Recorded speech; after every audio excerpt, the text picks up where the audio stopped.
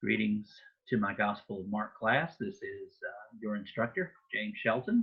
It's good to see you here in this hump week of the course, week 4. Only 3 more to go, and the added bonus in this class is the break that we will have, not next week, but the week after for Thanksgiving. And I'll say a bit more about that in the announcements and in messages that I'll be sending your way. The purpose of this video today is just to go over something very important regarding your critical introduction paper that is due this Sunday night at 11:55 p.m. Eastern Standard Time. And I'm looking forward to reading and interacting with your work.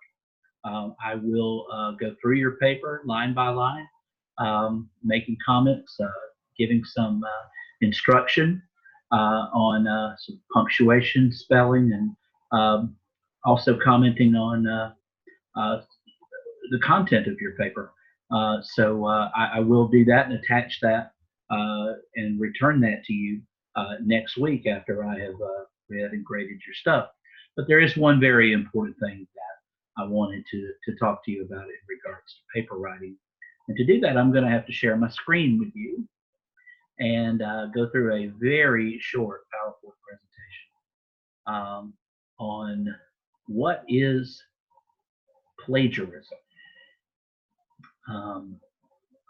You might have heard that word before in other classes, but really, what is it exactly so that you can avoid it in your paper that you will be submitting this week. So let me get this loaded up here on my computer, which I don't know if your computer does this, but there are some days where my computer has a mind of its own and operates at its own speed, and I'm kind of held captive to that. There we go. So I hope you can see the presentation there on your screen. I do want to thank Dr. Lee Reese for going to plagiarism.org and putting this presentation together several years ago. It has become a staple of mine to use for courses who are writing papers. So what is plagiarism?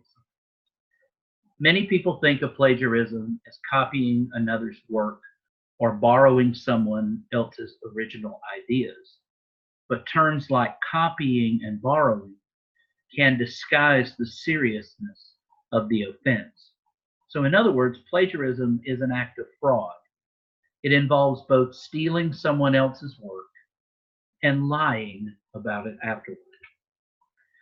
Now, Merriam-Webster's online dictionary defines plagiarizing as to steal and pass off the ideas or words of another as one's own, to use another's production without crediting the source, to commit what is called literary theft, and to present as new and original an idea or product derived from an existing source. So in other words, plagiarism is an act of fraud. It involves both stealing someone else's work and then lying about it afterward. And this may be astonishing, but words and ideas can really be stolen. And according to U.S. law, yes, the expression of original ideas is considered intellectual property and is protected by copyright laws, just like original inventions. Almost all forms of expression fall under copyright protection as long as they are recorded in some way, such as a book or a computer file.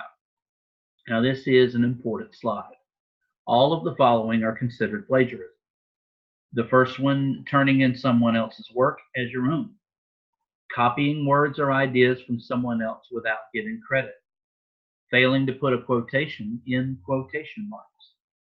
Giving incorrect information about the source of a quotation. Changing words, but copying the sentence structure of a source without giving credit. And copying so many words or ideas from a source that it makes up the majority of your work, whether you give credit or not. Okay, so there's a section on fair use rules on the website. Most cases of plagiarism can be avoided, however, by citing sources. Simply acknowledging that certain material has been borrowed and providing your audience with the information necessary to find that source is usually enough to prevent plagiarism. Okay? So in closing, let me just say this. And I think that you have already been advised not to simply go to websites and copy and paste, even if it's scripture. Sometimes that can be part of a copyrighted source. Um, I'm not going to be a big stickler as far as scripture goes. I understand that and have done it myself when I'm looking for a scripture quote very quickly, but always give reference, make a note of the edition and where you got it from. It's just important for you to not pass off your work as someone else's. And really, I want to hear from you in this paper. I want to hear more from you. You are to have sources and you are to use them to bolster your paper. But ultimately, your paper, it's your paper, it's your work. And so I want to hear from you. I don't want to see a long string of quotes. And admittedly, in my first paper, when I was a student here at Point University, back when Noah let everybody off the ark, um, I did that very thing. And Professor Y. Huxford, the dean of the School for Bible and Ministry classes, I remember his writing in very dark red ink that said he wanted to hear from me, that my paper was basically a long string of quotes. And that was very helpful. He wasn't trying to knock me off of writing. He just wanted me to be a better writer. Okay, so in closing, again, in this video, I just want to remind you of the school's policy on plagiarism. The first offense is a 0 for the assignment. The second offense of plagiarism is a 0 for the class. And a third offense while you're here at Point University of plagiarism is the possibility of being removed from the school. So let's try to avoid all three of those. And if you have a question about it, always email me at james.shelton@point.edu, and I will be glad to walk with you. And also make use of our online writing lab as well. I would strongly recommend that you submit your paper to the online writing lab and have them work on it. But please don't submit that document to me as your work.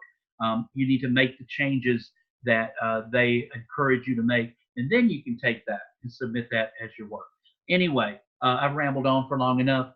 Just wanted to make you aware of this. I'll be looking for it, and I really hope that what I receive from each one of you is your own work, which is bolstered by some really solid sources. Thank you for your good work so far. Keep it up, and I'll see you in the forums later on this week.